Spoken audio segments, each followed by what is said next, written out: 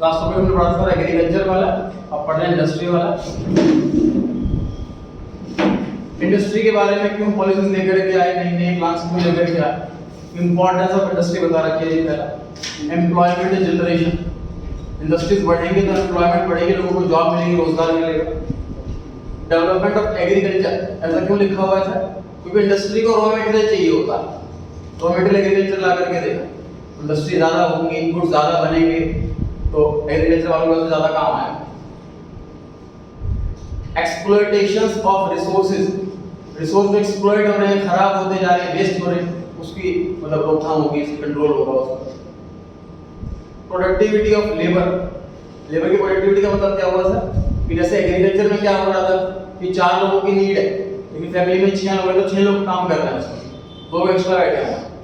तो joint family के काम में जनरली ऐसा होता है कि काम एक दुकान पे 3 लोग हैं, काम 2 पे या 3 लोग हैं, प्रोडक्टिविटी इतनी अच्छी नहीं आती। इंडस्ट्रीज होंगी, हर बंदा अलग काम में लगेगा, प्रोडक्टिविटी ज़्यादा आएगी। High potential for growth, growth के लिए सर पोटेंशियल ज़्यादा है, मतलब हम ज़्यादा ग्रो कर सकते हैं। एग्रीकल्चर में लिमिटेड ग्रोथ होती है, एग्रीकल्चर से अर्निंग कम होती है। की to high volume of exports, industry ज़्यादा होंगी, ज़्यादा फ्रेश गुड्स बनेंगे तो एक्सपोर्ट भी ज़्यादा कर पाएंगे। Leads to self sustaining development, self sustainable development discuss किया था जी हमने, सस्टेनेबल डेवलपमेंट डिस्कस किया था हमने कि हम जितने भी गुड्स बनाने में नेचुरल रिसोर्सेज यूज कर रहे हैं वो रिसोर्सेज खत्म ना हो जाए, इस हिसाब से यूज कर रहे हैं। मान लीजिए हम लकड़ी के लिए प्लांट भी काट रहे हैं अगर, तो नए प्लांट उगाते हैं साथ साथ, अगले जनरेशन को रिसोर्सेज मिल जाए। Promotion of regional balances, regional area wise बताते हैं सर, एक रीजन में, एक पर्टिकुलर रीजन में, एरिया में, तो रीजनल बैलेंस प्रमोट हो, मतलब कि ऐसा ना हो कि कुछ एरिया जो है वो ओवर डेवलप्ड है, कुछ अंडर डेवलप्ड है। तो जैसे इंडिया के अंदर है कुछ कंट्री जो बहुत ज़्यादा डेवलप्ड है, मेट्रो सिटीज हो गई, वहाँ पॉपुलेशन की दिक्कत, प्रॉपर्टी महंगी, ये दिक्कत, जॉब नहीं मिल रही, कोई कंडीशन नहीं मिल रही, ये दिक्कत। और जो अंडर डेवलप्ड है वहाँ प्रॉपर्टी रेट डाउन होते जा रहे हैं, कोई वहाँ पे आ ही नहीं रहा, वहाँ के लोग काम जगह छोड़ करके शहर में जा रहे हैं, तो इम्बैलेंस हो रहा है। इस इम्बैलेंस को ठीक करने का भी पर्पस है इंडस्ट्री खोलना, कि अगर उस अनडेवलप्ड एरिया के अंदर हम एक फैक्ट्री खोल लें, इंडस्ट्री खोल लें, तो वहाँ के लोगों को रोजगार मिल जाएगा, तो लोग जॉब छोड़ करके नहीं जाएंगे। आगे industrial policy of 1956, industrial policy of 1956, यहाँ से हमारी पॉलिसी स्टार्ट हुई है इंडस्ट्री की। Industrial policy resolution, classification of industries, इसके हिसाब से 3 कैटेगरी की गई कि 3 टाइप की इंडस्ट्रीज बनाई है। पहली कैटेगरी में 17 टाइप की इंडस्ट्री रखी गई, इसको हमने शेड्यूल ए बोला, और ये कंप्लीटली गवर्नमेंट के अंडर, प्राइवेट सेक्टर इसके अंदर है। सेकंड कैटेगरी, इसके अंदर 12 इंडस्ट्रीज हैं, इसके अंदर प्राइवेट सेक्टर भी और गवर्नमेंट सेक्टर भी मिक्स्ड। थर्ड वाली कैटेगरी, कैटेगरी सी, इसके अंदर बाकी बची, मतलब 29 के अलावा जो बच गई, 17 ए वाली में आ गई, 12 बी वाली में आ गई, उसके अलावा 29 के अलावा जितनी भी टाइप की इंडस्ट्री बच गई वो प्राइवेट सेक्टर को छोड़ दिया कि डिमांड सप्लाई के हिसाब से लोग बनाते रहेंगे, बेचते रहेंगे। डिमांड ज़्यादा होगी तो अपने आप प्राइवेट सेक्टर में ज़्यादा बनेगा सामान, डिमांड कम होगी तो ऑटोमेटिकली कम बनेगा सामान। बेसिकली जो नीड की चीज़ें हैं वो गवर्नमेंट ने अपने पास रखी होती है, जो बेसिक है तो भी होनी चाहिए। इंडस्ट्रियल लाइसेंसिंग, ये कॉन्सेप्ट क्या है सर कि प्राइवेट लोग काम तो स्टार्ट कर लेंगे लेकिन अपनी मनमानी ना चलाएं, इसलिए गवर्नमेंट ने लाइसेंस का कॉन्सेप्ट लॉन्च करा कि भैया पहले लाइसेंस लो तभी आप काम कर सकते हो, वरना काम नहीं कर सकते। Private sector was kept under state control through a system of licence. No new industry was allowed unless licence was obtained from the government. जब तक लाइसेंस नहीं मिल जाएगा तब तक हम इंडस्ट्री नहीं खोल सकते। थर्ड पॉइंट में लिखा है sir development of small scale industries. देखिए गवर्नमेंट हमेशा एफर्ट लगाती है एसएसआई के लिए, स्मॉल स्केल इंडस्ट्रीज के लिए, मतलब छोटे मैन्युफैक्चरर के लिए गवर्नमेंट बहुत ज़्यादा सब्सिडी देती है, बहुत कम टैक्स लेती है। एक्साइज ड्यूटी हमने जो नाम सुना है, मैन्युफैक्चरिंग पर टैक्स लगता है, वो भी इनके लिए माफ होता है। तो वो छोटे बिजनेसमैन हमेशा पिछड़ जाता है, उसके पास कैपिटल की कमी है, पैसे की कमी है, उसके पास लेटेस्ट टेक्नोलॉजी की कमी है, वो कम्पीट नहीं कर पाता बड़ी ब्रांड्स के साथ, लेकिन छोटा बिजनेसमैन ये इकोनॉमी का बड़ा फायदा कर रहा है। पहली बात तो जॉब ना करके बिजनेस कर रहा है, एक सीट खाली करके कोई और कोई जॉब कर सकता। छोटा बिजनेस कर रहा है तो कुछ लोगों को तो एम्प्लॉयमेंट दे ही रहा है। प्लस मार्केट में एक कंपटीशन बढ़ने से सभी का फायदा होता है, क्योंकि रेट में कंपटीशन रहता है, क्वालिटी में कंपटीशन रहता है। छोटे बिजनेसमैन अगर बनते हैं तो वो अपनी क्वालिटी वाली चीज सस्ती में देंगे, तो महंगी ब्रांड वाली चीज को सस्ते करना पड़ेगा, या तो कंपटीशन बनेगा तो लोगों का फायदा होता है, बेटर क्वालिटी कम रेट में मिलती है। इसलिए एसएसआई को गवर्नमेंट हमेशा प्रमोट करती है। Emphasis on industrial development, industry हमारी डेवलप हो उस पे एम्फेसिस मतलब होता है फोकस करना, जोर देना, एम्फेसाइज करना। टेक्निकल एजुकेशन एंड ट्रेनिंग, कि लोगों को अगर नॉलेज नहीं है काम करने की तो उनको नॉलेज दी जाए। ये कॉन्सेप्ट जैसे अब एमएनसी में जो जॉब लगती है हमारी, मान लीजिए 50,000 महीने की सैलरी से स्टार्टिंग हुई, तो पहले 4-5 महीने कुछ काम नहीं करवाते, काम सिखाते हैं, भले आप कितने टॉप डिग्री लेकर के बैठे, क्योंकि हर कंपनी में काम करने का जो कल्चर होता है वो बिल्कुल अलग होता है, डिफरेंट होता है।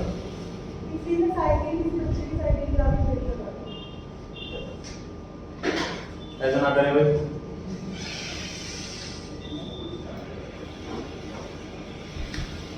तो 4-5 महीने में ट्रेनिंग मिलती है जी, मतलब बड़े मजे का टाइम होता है, हमें सैलरी भी मिल रही है, काम सीखने को भी मिल रहा, क्योंकि हर कंपनी का कल्चर अलग है। डायरेक्ट हमें बैठा दे सीधा काम करने को तो नहीं कर सकते, भले कितने अच्छे तो आपकी डिग्री भी मिलेगी। तो जो ट्रेनिंग दी जाए, इसका कॉन्सेप्ट लॉन्च किया गया, पहले ट्रेनिंग दी जाए तभी काम ज़्यादा अच्छे से होगा। Role of public sector, public sector का मतलब गवर्नमेंट वाला सेक्टर हो गया, मतलब यहाँ पे गवर्नमेंट वाली कंपनी हमारी के सारे। Creation of strong industrial base, industrial base हमारा इंडस्ट्री हमारी बड़ी स्ट्रॉन्ग होने जा रहा हो, इंफ्रास्ट्रक्चर डेवलप होगा, उससे सब फैक्ट्री खुलेगी तो अपने आप सड़कें पक्की होंगी, अपने आप वहाँ पे बिजली की पानी की सुविधाएं होंगी। डेवलपमेंट ऑफ बैकवर्ड एरिया, खराब एरिया में फैक्ट्री खोलेंगे, वहाँ पे लोगों को काम मिलेगा, जॉब मिलेगी, प्रोडक्ट्स मिलेंगे। टू मोबिलाइज सेविंग, मोबिलाइज क्या है? मोबिलाइज का मतलब होता है ट्रांसफर। मोबिलाइज का मोबाइल क्यों बोलते हैं सर उसको मोबाइल को? क्योंकि वो मूवेबल होता है, इधर उधर लेके ले जा सकते हैं, इसलिए उसको मोबाइल कहते हैं। तो मोबिलाइज सेविंग का मतलब कि जो हमारी सेविंग है उसको हम यूज करें, उसको हम ट्रांसफर करें ऐसी जगहों में, ताकि हम फॉरेन एक्सचेंज कमा सकें। फॉरेन एक्सचेंज कैसे कमाएंगे? हम एक्सपोर्ट करके, हम सामान बाहर बेचेंगे, सामने वाला हमें डॉलर देगा, हमारा फॉरेन एक्सचेंज बढ़ेगा। To prevent concentration of economic power, हमारी कंट्री की इकोनॉमिक पावर बढ़ेगी अगर हम ज्यादा इंडस्ट्री बनाएंगे, ज्यादा एक्सपोर्ट करेंगे, वहां पे कंसंट्रेशन है। To promote equality of income and wealth distribution, sir हम बैकवर्ड एरिया में काम खोलेंगे तो उनकी भी इनकम बढ़ेगी, और तो कहीं ना कहीं हर बंदे की इनकम इक्वल हो जाएगी, वेल्थ इक्वल हो जाएगी। टू जनरेट एम्प्लॉयमेंट, लोगों को जॉब मिलेगी। टू प्रमोट इंपोर्ट सब्स्टिट्यूशन, का मतलब है इंपोर्ट को सब्स्टिट्यूट करना, मतलब जो हम इंपोर्ट कर रहे हैं गुड्स वो इंपोर्ट ना करें, उसकी जगह वही गुड्स हम अपनी फैक्ट्री में बना लें, तो इंपोर्ट का सब्स्टिट्यूट हो गया ना वो, तो ये हो गया इंपोर्ट सब्स्टिट्यूशन, इंपोर्ट का substitute. Role of small scale industries, छोटी कंपनियां जो हैं, स्मॉल स्केल इंडस्ट्रीज, उनका क्या रोल होता है? पहला है कि लेबर इंटेंसिव टेक्निक, इसका कहते हैं पहले 2 टेक्निक होती है, एक कैपिटल इंटेंसिव टेक्निक होती है और एक लेबर इंटेंसिव टेक्निक होती है। लेबर वाली में क्या होता है कि मशीनें सस्ती, लेबर ज्यादा, और कैपिटल इंटेंसिव वाले में लेटेस्ट मशीनरी होगी, इसमें लेबर कम लगेगी। लेबर इंटेंसिव टेक्निक तब यूज की जाएगी जब सामने वाले के पास पैसा कम है लेकिन लेबर बहुत है, सस्ती लेबर है, तो काम वगैरह में अगर हम बोलते हैं सस्ती लेबर मिल जाएगी हमको। कैपिटल इंटेंसिव, जहाँ पैसा ज्यादा लगे, यहाँ पे पैसा है, लेबर महंगी है, तो जो फॉरेन कंट्रीज में वहाँ पे कैपिटल इंटेंसिव टेक्निक होती है, वहाँ लेबर कम है, एम्प्लॉइज कम है, महंगे, पैसा ज्यादा है, तो ऐसी मशीन लगाएंगे वो जिसमें कम लेबर से काम हो जाए।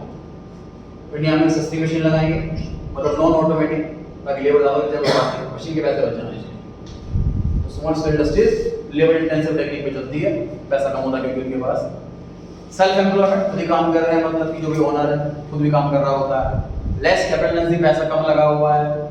लो इंपोर्ट, अगर हम एसएसआई को प्रमोट करेंगे तो हमें इंपोर्ट कम करना पड़ेगा, सारा सामान हमें खुद ही अवेलेबल हो जाएगा। एक्सपोर्ट प्रमोशन एक्सपोर्ट भी कर पाएंगे हम। डिस्ट्रीब्यूशन ऑफ इनकम, इनकम बराबर बढ़ जाएगी पूरी कंट्री के अंदर। डिसेंट्रलाइजेशन ऑफ इंडस्ट्रीज, सेंट्रलाइजेशन मतलब क्या है, एक ही जगह इंडस्ट्री सेंटर पे, डिसेंट्रल मतलब हर जगह इंडस्ट्रीज हो। डिसेंट्रलाइज करना मतलब सेंट्रलाइज का उल्टा, सेंट्रलाइज करने का मतलब एक ही जगह पे सारा काम करना, ठीक है। डिसेंट्रलाइज का उल्टा हर जगह फैक्ट्रियां, इक्वल डिस्ट्रीब्यूशन होना चाहिए, हो गया। Seed beds for large scale industries, seed sir बीज होता है, सीड बेड्स बोलते हैं बीज उगाना, मतलब प्लांटिंग द सीड्स जिसे बोलते हैं। यहाँ पर क्या मतलब है इसका कि छोटी छोटी कंपनियां, प्रैक्टिकली होता क्या है सर कि बड़ी कंपनी छोटी कंपनियों को खरीद लेती है, अल्टीमेटली वो कंपनी बंद नहीं हुई, तो बड़ी कंपनियों के लिए बीज बन रहा है एक तरह से। बड़ी कंपनी को, जो छोटी कंपनी बहुत सारी खुलती हैं, रोज बहुत सारी कंपनियां होती है छोटी छोटी, तो जो कंपनी अच्छा ग्रो कर रही है तो बड़ी कंपनी से खरीद लेगी, तो कंपनी और बड़ी बन जाएगी, तो बड़ी कंपनी के तरह से बीज बन रहा है। सस्टेनिंग एग्रीकल्चर डेवलपमेंट, तो हमारा एग्रीकल्चर की डिमांड बढ़ती रहेगी, इंडस्ट्रीज बनेगी तो रॉ मटेरियल की डिमांड आएगी, एग्रीकल्चर में ज्यादा काम होगा। अब प्रॉब्लम्स क्या क्या आती हैं एसएसआई वालों को, छोटे दुकान, छोटे मैन्युफैक्चरर को क्या क्या दिक्कतें आती हैं, पैसों की दिक्कत आती है, रॉ मटेरियल शॉर्टेज, शॉर्टेज की दिक्कत क्यों आती है, देखिए जो बड़े बिजनेसमैन होते हैं ना वो खरीदते हैं बल्क में।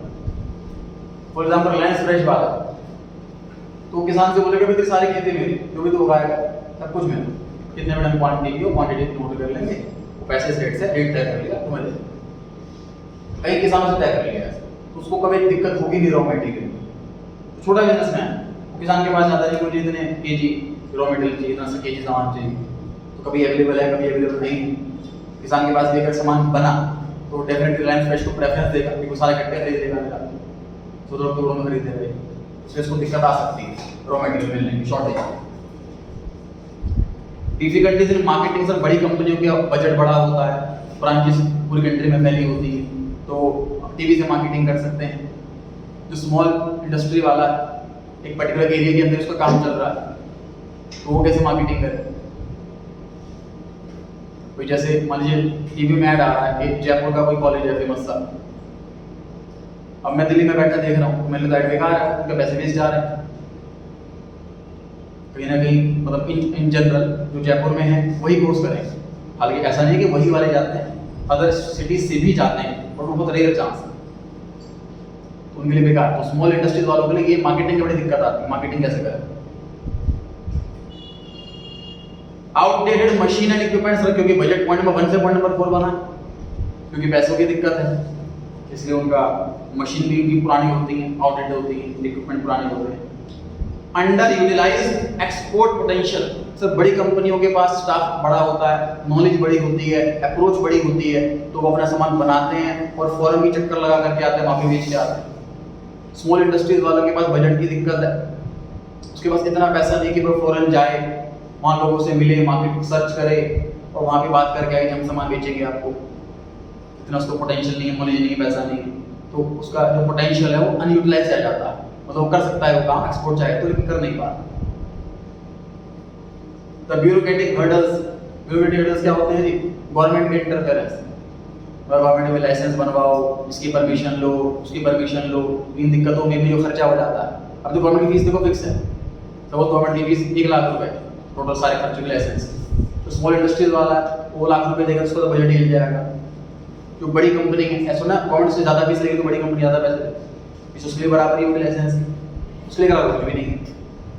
तो ब्यूरोक्रेटिक की जो दिक्कत आ रही है, जो हर्डल्स आ रहे हैं, वो स्मॉल एसएसआई वालों को आ रहे हैं। Competition from large scale industries, तो ऑब्वियसली कोई ब्रांड होगा, जैसे मैं पेंट लेने के लिए गया था कराने के लिए, तो उन्होंने कहा जी हमारी खुद की कंपनी का पेंट है, बहुत अच्छा क्वालिटी है, एशियन पेंट की टक्कर में वगैरह वगैरह, लेकिन मेरे को लोकल पे ट्रस्ट नहीं था, मैंने एशियन पेंट में लगवाया।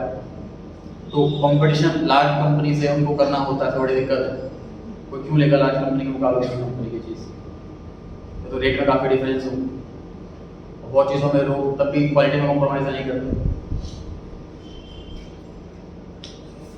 तीसरी कैटेगरी है sir trade policy. Trade policy में क्या लिखा हुआ है, इंपोर्ट सब्स्टिट्यूशन पॉलिसी, मतलब हमें इंपोर्ट को सब्स्टिट्यूट करना है, मतलब हमें इंपोर्ट करना ही नहीं है, बिल्कुल कम इंपोर्ट करना है, जो इंपोर्ट कर रहे हो वो अपनी कंट्री के अंदर बनाओ, ये चाह रहे हैं हम, ऐसी पॉलिसी बनानी। India adopted import substitution policy for a large part of the period 1950 to 90। The policy of import substitution is commonly called an inward-looking trade strategy। इसका दूसरा नाम है जनरल कर inward-looking trade strategy, इसी का दूसरा नाम। इसमें लिखा है कि government made use of two ways to protect goods produced in India from imports. तो गवर्नमेंट ने दो तरीके से पॉलिसी बनाई, दो चीजें करी, दो काम करें इस पॉलिसी को सक्सेसफुल करने के लिए। पहला काम क्या करा, टैरिफ, मतलब कि टैक्स का रेट, इंपोर्ट करने वाले सामान पर इंपोर्ट ड्यूटी नाम से एक नया टैक्स लॉन्च कर दिया ताकि वो सामान महंगा हो, लोग ना खरीदें। दूसरा कोटास। कोटास का मतलब क्या होता है सर? कोटा होता है लिमिटेशन, मतलब उतनी क्वांटिटी। तो गवर्नमेंट ने क्वांटिटी फिक्स कर दी कि इससे ज्यादा आप इंपोर्ट कर ही नहीं सकते, मैक्सिमम क्वांटिटी इतनी। It refers to imposing the maximum limit on the import of a commodity by a domestic producer. इससे ज्यादा इंपोर्ट कर नहीं सकते, वो हर आइटम पहले क्वांटिटी होती है। आगे लिखा है sir reasons for import substitution.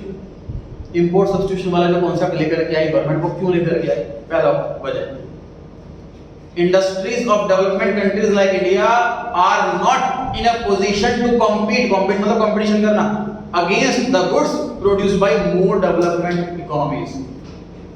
मतलब सर जापान का कोई हम टीवी लेकर के आ गए तो इंडियन टीवी कोई क्यों खरीदेगा? तो इंडियन टीवी वाले कंपनी वाले का सामान नहीं बिक रहा, इस चक्कर में हम ये पॉलिसी लेकर के आए। दूसरा, to save scarce foreign exchange for the import of essential goods. Sir अगर हम इंपोर्ट करेंगे ना बहुत ज्यादा तो हमारे पास सारा फॉरेन एक्सचेंज खत्म हो जाएगा, कि जब इंपोर्ट करते हैं तो हमें डॉलर वापसी करना होता है, फॉरेन एक्सचेंज की स्कैसिटी हो जाएगी, लिमिटेशन हो जाएगी, फिर हमें कुछ जरूरी सामान इंपोर्ट करना हो तो कैसे कर पाएंगे? इसलिए मैंने इंपोर्ट के लिए मना कर रखा, दो वजहों से। तो इंपोर्ट पर टैक्स कई गुना लगाया गया।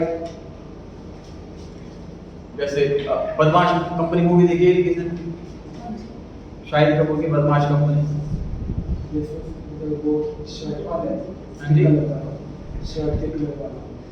शर्ट के कलर शूज वाला। तो तो क्या होता है, कंपनी मूवी देखें सर, वो काफी कुछ सीखने को मिलेगा उसमें इकोनॉमिक्स का। उसमें क्या होता है, जैसे रिबॉक के शूज दिखा गए थे पहली चीज, मतलब शाहिद कपूर ने पढ़ाई लिखाई करी, बड़ा बिजनेस करना चाहता है, उसको आइडिया नहीं मिल पा रहा, उसको आइडिया कैसे मिला?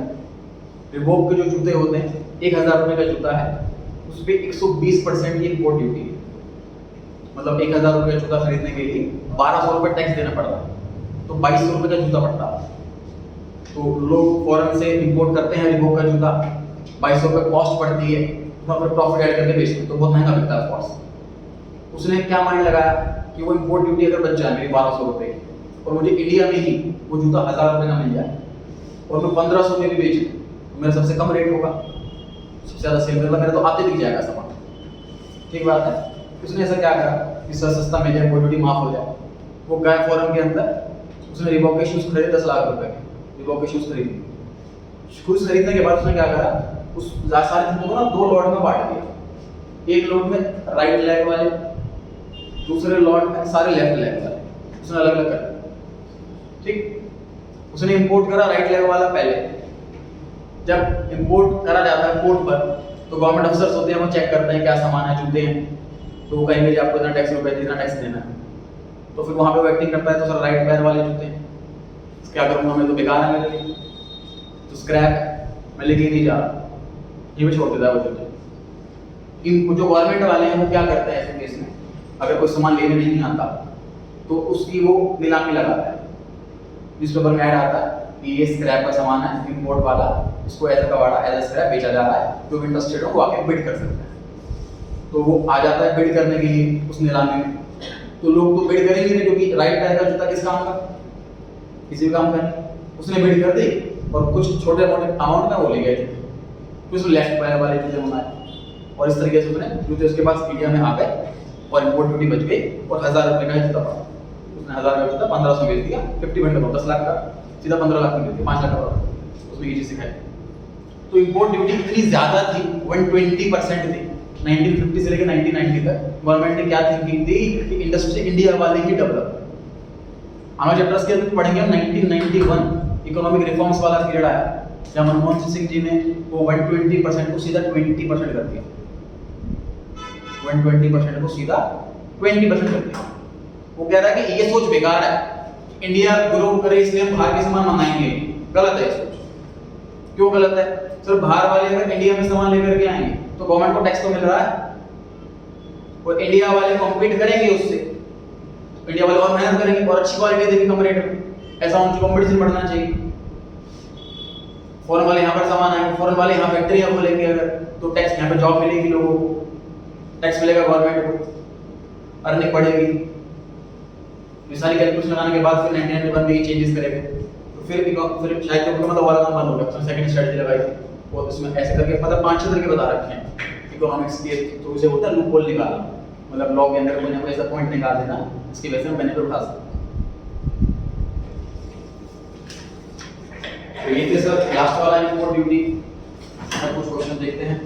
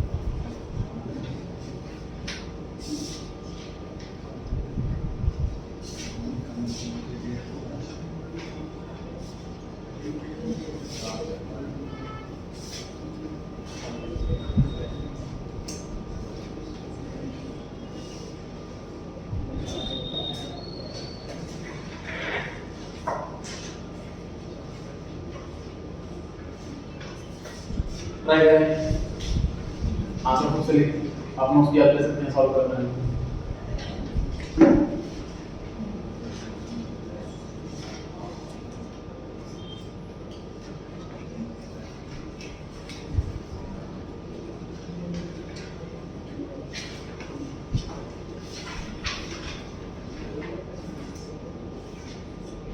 आपकी बारी है, पहला क्वेश्चन।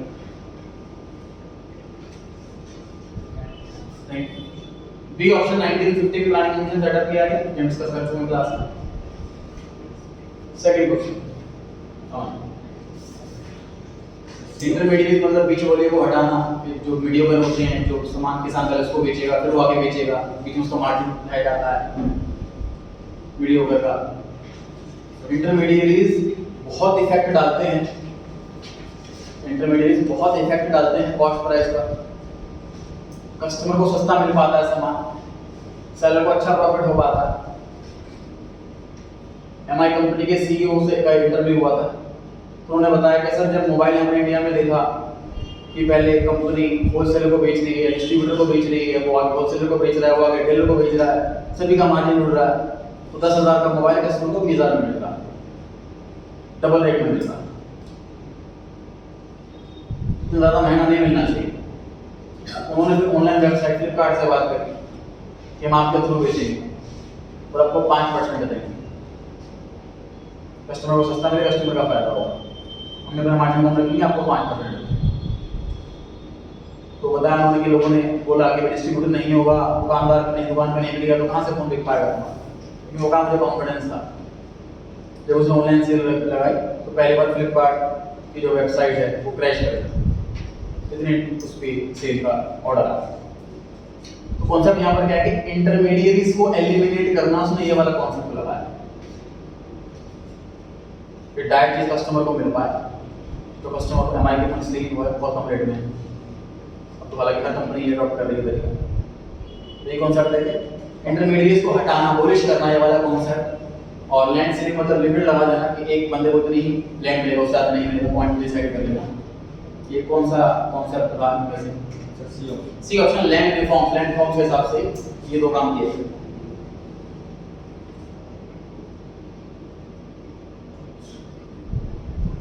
अगेन आप बॉक्स की हेल्प ले सकते हैं आंसर देने में। ट्राई करेंगे सभी तीनों questions.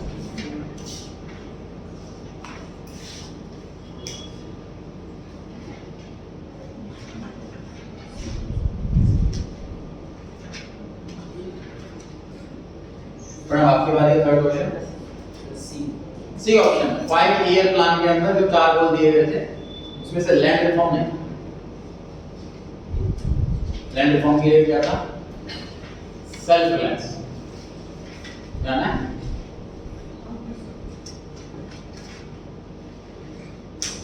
Fourth question capitalist economy मतलब प्रॉफिट वाले, कैपिटल मेरी बढ़े इस चीज का ऑब्जेक्टिव है बस, प्रॉफिट बढ़े इस चीज का ऑब्जेक्टिव है बस। प्राइवेट सेक्टर में ऐसा होगा। कैपिटलिस्ट इकोनॉमी मतलब private sector economy. Question number 5 Shivam B, India ने अडॉप्ट करी मिक्स्ड इकोनॉमी। डिस्कस किया हमने अभी 17 कंपनियां गवर्नमेंट में, 12 कंपनियां मिक्स, बाकी प्राइवेट। हमने मिक्स्ड इकोनॉमी का कॉन्सेप्ट लॉन्च करा, ना कंप्लीटली गवर्नमेंट ना कंप्लीटली। एजुकेशन सिस्टम में भी ऐसा है, गवर्नमेंट स्कूल है तो सोशलिस्ट इकोनॉमी हो गई, प्राइवेट स्कूल कैपिटलिस्ट इकोनॉमी हो गई, इंडिया में मिक्स्ड इकोनॉमी दोनों।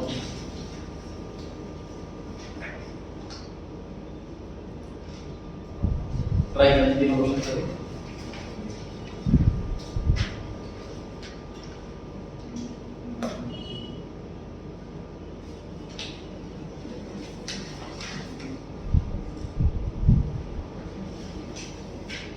श्योर 951 से 956 ये पहला 5 ईयर प्लान था, इसके तो बिल्कुल सही है। ये याद रखना है, हमें ध्यान रखना है। 7 क्वेश्चन बता रहा है ना। इंपोर्ट गुड्स को प्रोटेक्ट करने के लिए, मतलब इंडिया को प्रोटेक्ट करने के लिए इंपोर्टेड गुड्स से तो गवर्नमेंट ने क्या दो तरीके अपनाए। एक तो टैरिफ मतलब कि टैक्स का रेट रख दिया, इंपोर्ट ड्यूटी रख दी, दूसरा कोटा रख दिया। इससे ज्यादा गुड्स नहीं मंगा सकते आप, तो ऑप्शन नंबर सी कौन काम किया?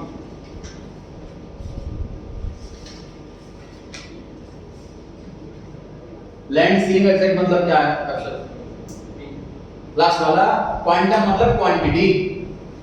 लैंड की क्वांटिटी फिक्स कर दी गवर्नमेंट ने कि हर इंडिविजुअल से ज्यादा क्वांटिटी नहीं रख सकता। ये हर चैप्टर की पीडीएफ मैंने आपके ऐप पर डाल दी है, स्टडी मटेरियल वाले कॉलम के अंदर। जितने भी चैप्टर की पीडीएफ कराई गई है आपको, जो क्वेश्चंस कराए गए हैं वहां से रिवाइज कर सकते हैं आप।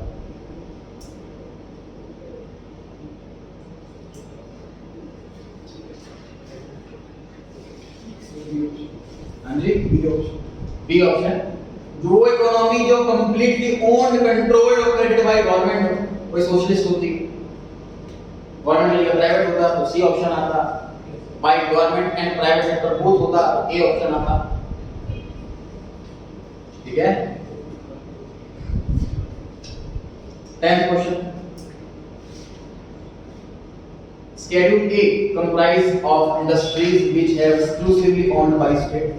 A वाले में सिर्फ गवर्नमेंट वाली, B वाले में मिक्स और C वाले में सिर्फ प्राइवेट। आप देख सकते हैं पढ़ा था मैं टॉपिक ये वाला। Schedule A के अंदर 17 इंडस्ट्री ऐसी हैं कंप्लीटली गवर्नमेंट, उसके बाद 12 कंप्लीटली मतलब मिक्स गवर्नमेंट प्राइवेट, और उसके बाद C कैटेगरी सिर्फ प्राइवेट। सही।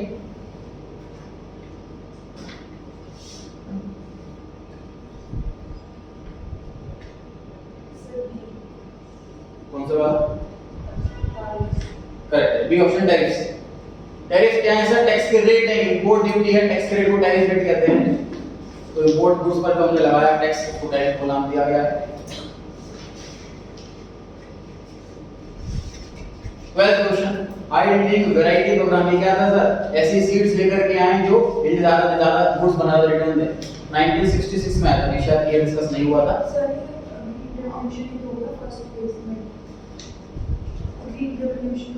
हालांकि एग्जैक्ट ईयर उसमें मेंशन नहीं है ना, आप नोट्स नोट कर लीजिए 1966 नोट में ये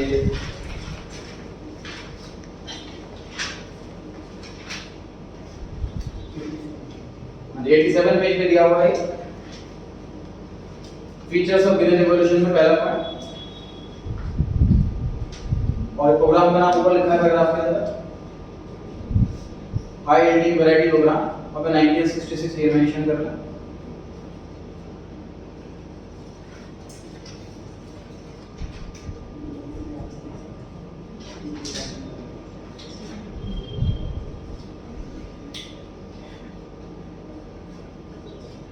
थर्टीन क्वेश्चन स्किप कर देते हैं, 14 की 11th क्लास से आ गया,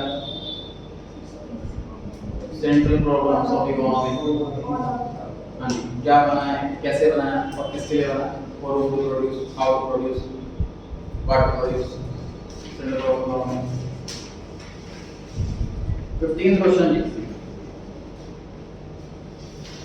the first in policy resolution, क्या डिस्कस किया वन है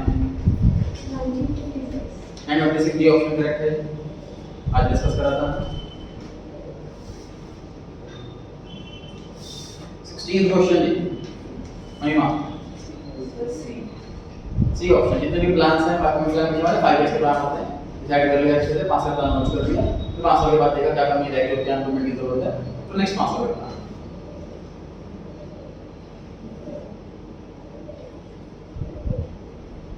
की बारी आ गई। 17th क्वेश्चन,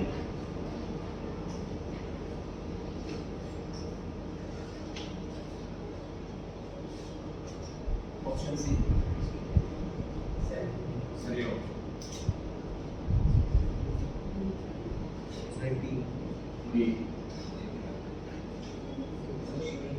सेंट्रल अथॉरिटी सब कुछ डिसाइड कर रही है, गवर्नमेंट सब कुछ डिसाइड कर रही है, सोशलिस्ट हुई, प्राइवेट लोग डिसाइड करते तो कैपिटलिस्ट होती, दोनों मिलकर डिसाइड करते तो मिक्स होती।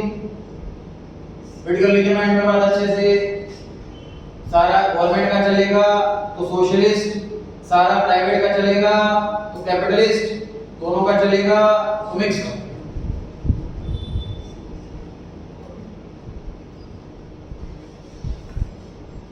ठीक है,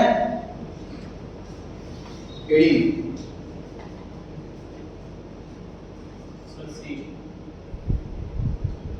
इकोनॉमिक्स के हिसाब से सब्सिडी देना क्यों गलत है, लिखा हुआ है arguments against the subsidies, subsidy के अगेंस्ट वाले आर्ग्यूमेंट्स हमें बताना। पहला, सब्सिडी का बेनिफिट गरीब लोगों को मिल नहीं पाता, उनको नॉलेज ही नहीं होती, तो फिर फायदा की बात है। दूसरा,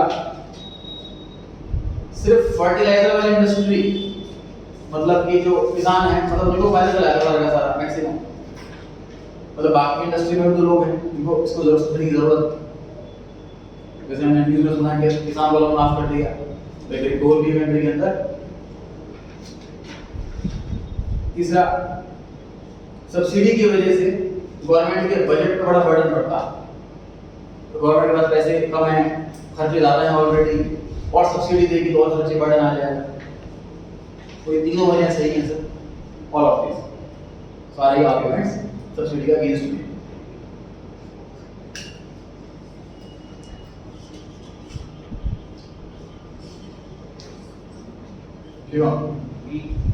बी ऑप्शन हमने अंडरलाइन भी किया था आज की क्लास में, inward looking trade strategy. Inward मतलब अंदर की तरफ देखना, मतलब गवर्नमेंट कह रही है अपने अंदर की कंट्री पे ध्यान दो, उसी को देखो, बाहर मत देखो बाहर का सामान मिल रहा। तो इंपोर्ट सब्स्टिट्यूट का दूसरा नाम, इंपोर्ट को सब्स्टिट्यूट करना है, इंपोर्ट नहीं करना है। B option. 20 question number, agriculture की ग्रोथ को प्रमोट करने के लिए ग्रीन रेवोल्यूशन करा, लैंड रिफॉर्म्स करा, दोनों करे, करेक्ट है जी, दोनों काम करा।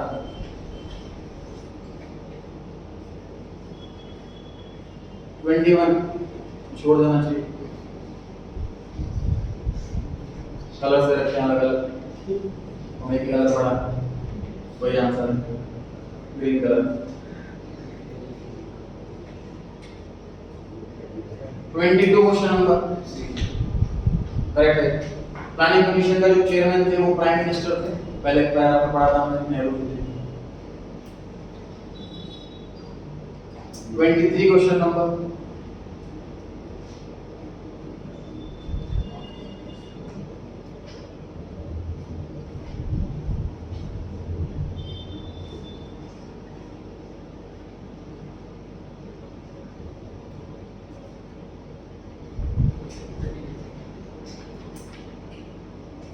क्वेश्चन में लिखा है the goal of equity. Equity का मतलब क्या था कि मतलब ऐसे सबको बराबर देना, जितना ज्यादा है ज्यादा देना, जिससे कम्युनिटी से कम देना, इक्विटी वो है।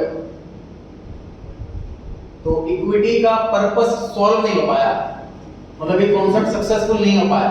किस वजह से?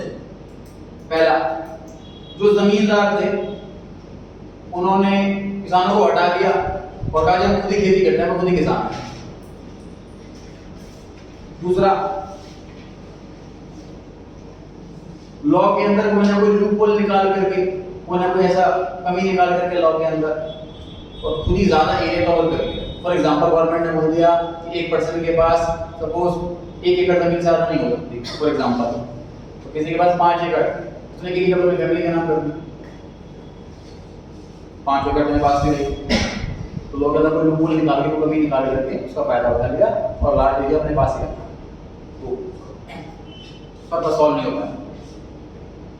The poorest of the agricultural labor did not benefit from land reforms even after getting land ownership. Poorest को तब भी फायदा नहीं मिल पाया, मतलब लैंड भी चलाने के लिए उसके पास खेती के लिए पैसे ही नहीं है, तो जमींदार के पास ही आ रहा है, या उसको नॉलेज नहीं, उसे पता ही नहीं मिल पाया सामान, तो तीनों ही पर्पस सॉल्व नहीं हो पाए। ऑल के सारे आंसर 24 बी ऑप्शन डिस्कस किया था मैंने। स्मॉल स्केल इंडस्ट्रीज वाला छोटा मैन्युफैक्चरर है, वो गरीब है, पैसे नहीं है ज़्यादा लगाने के लिए उसके पास, तो कैपिटल इंटेंसिव नहीं, लेबर इंटेंसिव टेक्निक यूज करना है।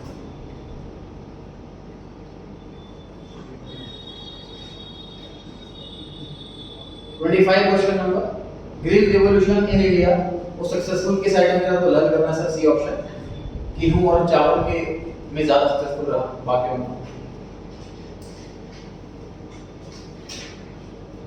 26 पढ़ेंगे सर।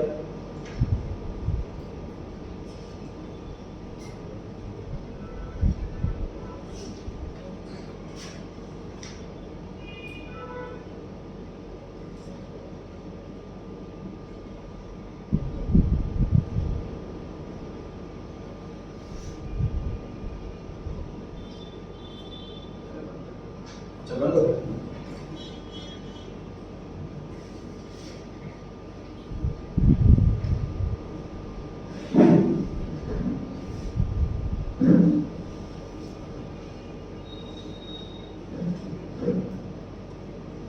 वो आपके बारे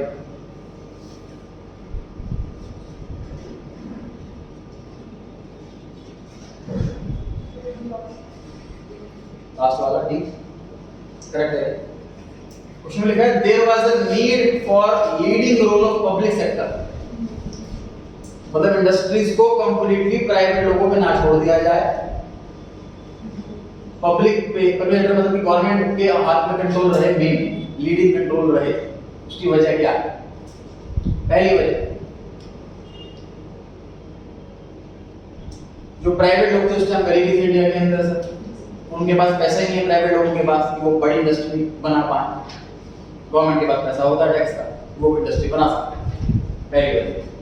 दूसरी वजह, there was lack of incentive for private sector, private sector वालों के लिए कुछ इंसेंटिव, कुछ प्रमोशन के लिए कुछ बेनिफिट मिलता, मतलब कुछ उन्हें कुछ इनाम मिले, मतलब मुझे कुछ बेनिफिट ज्यादा मिल जाए, ऐसे कुछ इंसेंटिव चीज नहीं।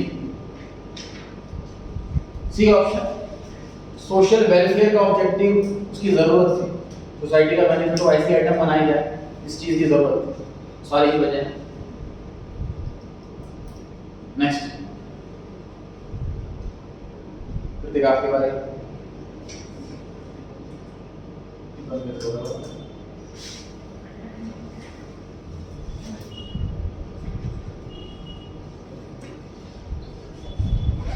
हाँ कृतिक का बताएं।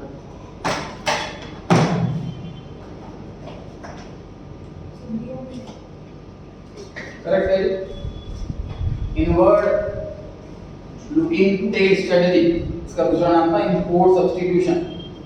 उसका पर्पस क्या था कि डोमेस्टिक इंडस्ट्री वालों को, जो इंडिया के छोटे मोटे बिजनेसमैन हैं, उनको बचाया जाए किससे, इंटरनेशनल कंपटीशन से। वो इंटरनेशनली गुड्स से, फॉरेन गुड्स से compete नहीं कर पाते, उससे बचाने के लिए पॉलिसी लेकर गया।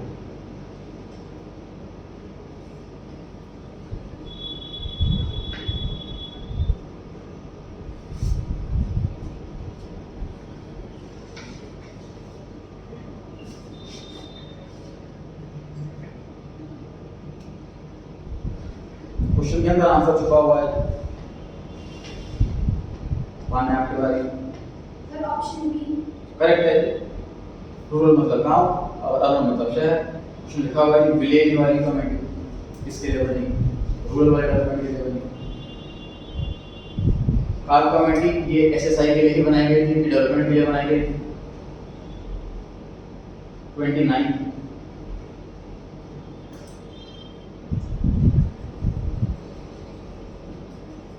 इसमें तो 17 आइटम की लिस्ट है sir.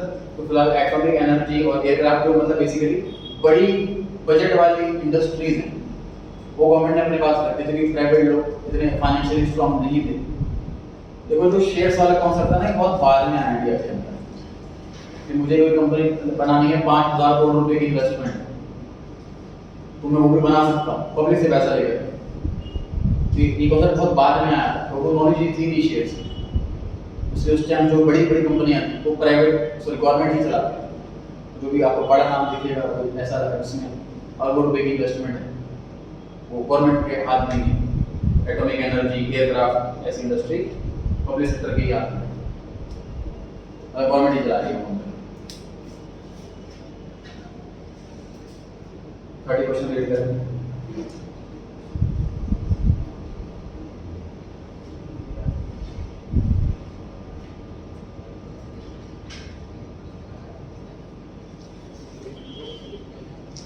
Arrange the following events in the correct chronological order.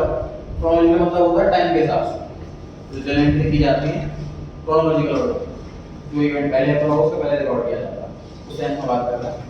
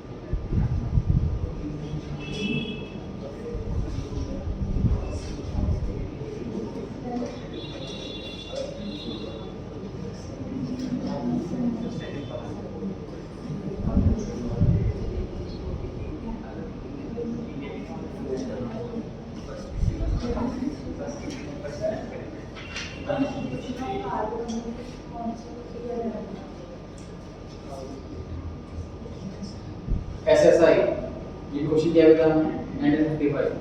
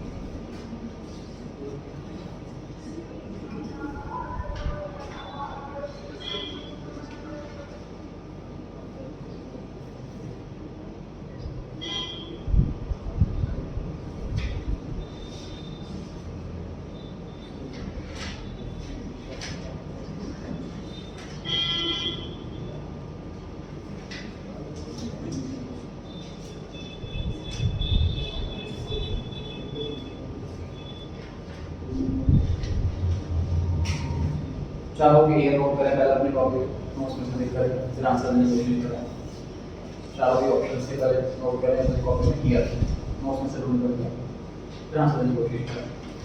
तो हमारे एक टाइम के साथ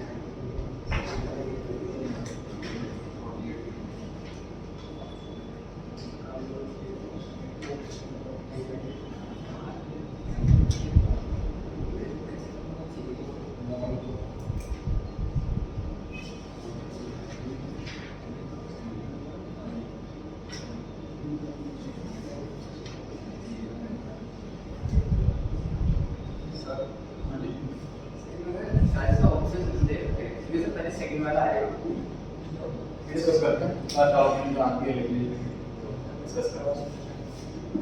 अभी आंसर नहीं दे रहे हो आप, क्या आंसर दे रहे हैं आप? चारों ए बी सी डी 1 2 3 4 में चारों के लिए रेडी करके रखो, फिर डिस्कस करते हैं ऑप्शन कौन से सही है।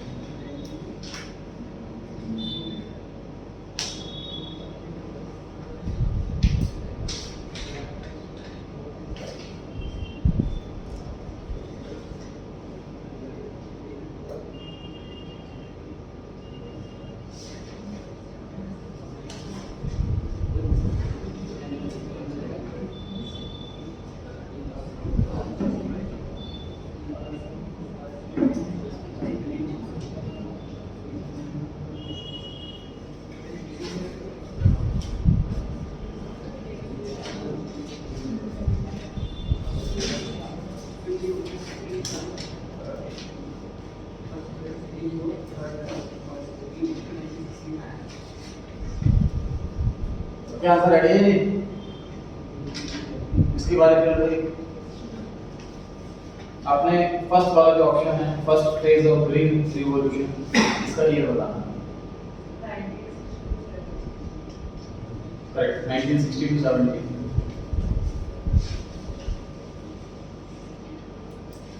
First phase of green revolution.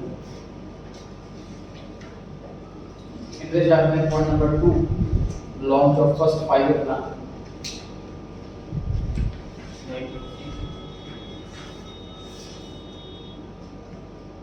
आप राइट सेकंड पॉइंट।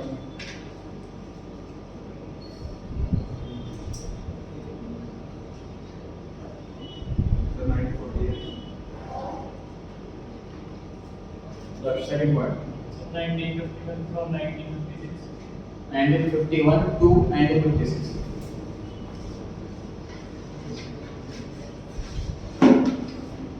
सी पॉइंट क्यों?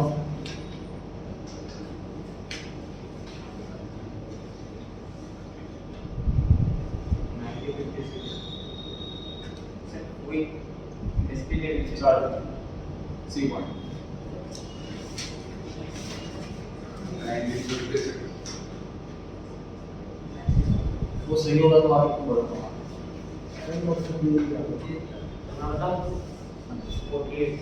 1948 लिख लीजिए।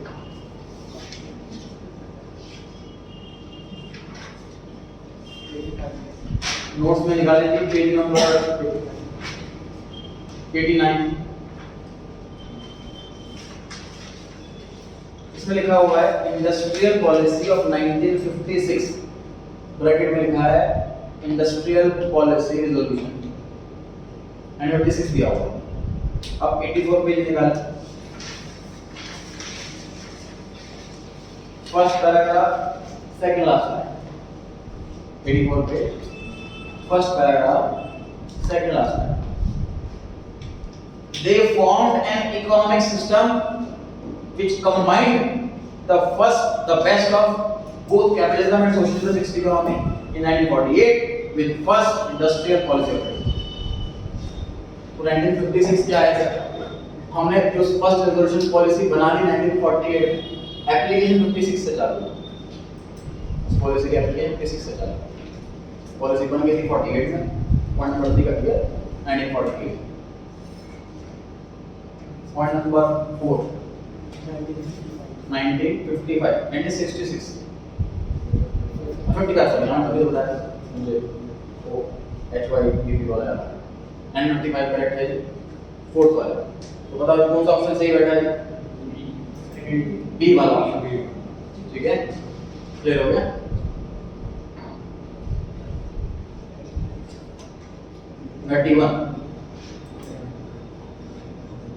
पूर्व आपकी बारी।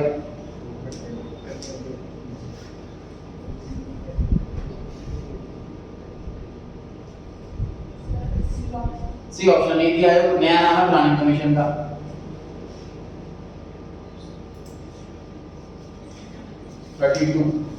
देखा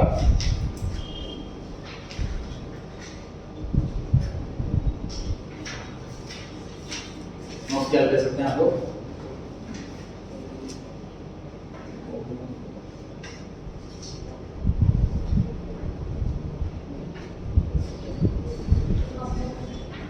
हाँ जी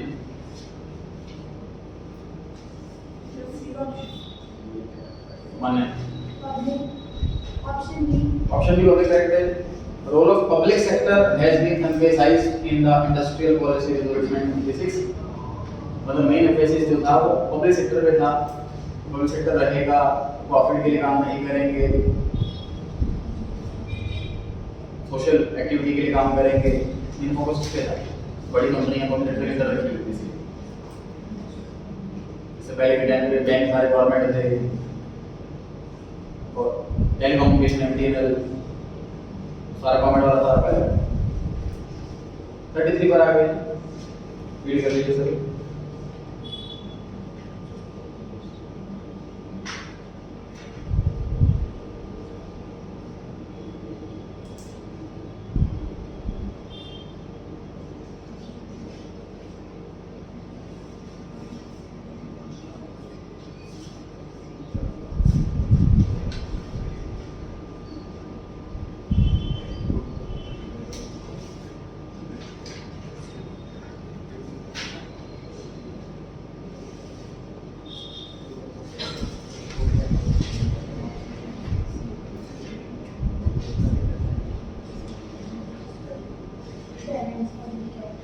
रेंट तो वैसे किराएदार होता है। और उसकी बात करें एग्रीकल्चर के अंदर तो जमींदार किराए पर देते हैं किसानों को काम करने के लिए, छोटे किसान भी समझ लीजिए।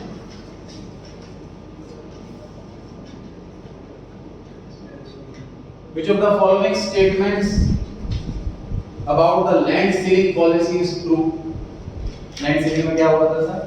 क्वांटिटी डिसाइड हो गई थी, फिक्स हो गई थी, इससे ज्यादा क्वांटिटी कोई पर्सन नहीं रखता।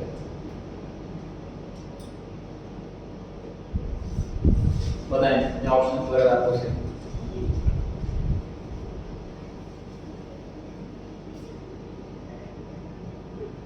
इसकी बारी A option, option B option correct है। देखते हैं कैसे। पहले मैंने कहा it led to equity in the agriculture sector. देखिए इक्विटी कैसे नहीं आएगी इससे, अगर हम क्वांटिटी डिसाइड कर रहे हैं इससे ज्यादा लैंड कोई नहीं रखेगा तो काफी लोग तभी भी रहेंगे क्योंकि मैक्सिमम लैंड वाला एरिया है, मैक्सिमम लैंड वाला एरिया है तब भी काफी लोग रखेंगे। एक बात। दूसरी बात अभी डिस्कस किया था हमने, ये पॉलिसी ज्यादा सक्सेसफुल नहीं हो पाई क्योंकि इसके अंदर लूपहोल्स बहुत सारे हैं, फर्स्ट पॉइंट सक्सेस हो ही नहीं पाया। Point number 2, many landlords were able to escape the legislation, मतलब लॉ से रूल से बच गए। ये सच्चाई है, इस रूल से काफी लोग बच गए और अपनी रूल फॉलो नहीं करा। जैसे मैंने बताया कि आपने फैमिली मेंबर्स के नंबर नाम पे बांट दिए तो टोटल क्वांटिटी बढ़ गई। इनकम टैक्स में सर ऐसी करते हैं बताया पहले मैंने, इनकम टैक्स 5 लाख रुपए से एग्जाम्प्ट होता है। 10 लाख मान लीजिए मेरी इनकम, तो मैं अपनी वाइफ की इनकम पे या अपने फादर की इनकम पे शिफ्ट कर दूंगा। जैसे मैं शेयर्स की ट्रेडिंग कर रहा हूँ, उससे प्रॉफिट हो रहा है, टैक्स बन रहा है। मैं कोशिश करूँगा कि मैं फैमिली मेंबर थोड़ी शेयर ट्रेडिंग अपने अकाउंट से करूँ, थोड़ी मम्मी की, थोड़ी डैडी की, थोड़ी वाइफ की, थोड़ी सिस्टर के अकाउंट से करूँ, ताकि सभी की उसमें 5.5 लाख का प्रॉफिट आता है। अगर टैक्स एक पर भी ना और इनकम मेरे अकाउंट में होगी तो टैक्स हो जाता है। ये कॉन्सेप्ट हो गया लैंड सीलिंग वाले केस में भी प्रॉपर्टीज में बांट दी। Point number 3, the implementation of legislation was challenged by small time. छोटे लोगों ने नहीं, बड़े लोगों ने चैलेंज करा था, इसलिए सी पॉइंट इसलिए सही फिट नहीं बैठा। It was successful in Kerala and West Bengal because it met no resistance, कोई मतलब रुकावट नहीं थी, दस कुछ भी नहीं, इसलिए डी पॉइंट भी गया। 24 इसको लास्ट करते हैं।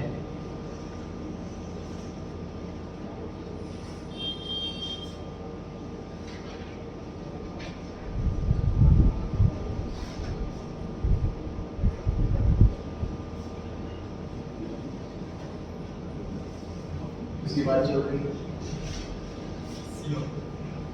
सी ऑप्शन में लिखा है ठीक है टैक्स का रेट बढ़ा दो और कोटे में जो क्वांटिटी रखी हुई है वो घटा दो, तो डोमेस्टिक प्रोड्यूसर्स सेव हो जाएंगे। बिल्कुल सही है, टैक्स रेट बहुत ज्यादा बढ़ जाएगा तो इंपोर्ट बहुत कम करेंगे तो बड़ा महंगा होगा। तो दूसरा जो कोटा में जो क्वांटिटी है उसको घटा देंगे तो बहुत कम क्वांटिटी इंपोर्ट हो पाएगा, तो भी कंपटीशन घटेगा, उससे दोनों से प्रोडक्ट हो जाएगा। सी ऑप्शन करेक्ट है।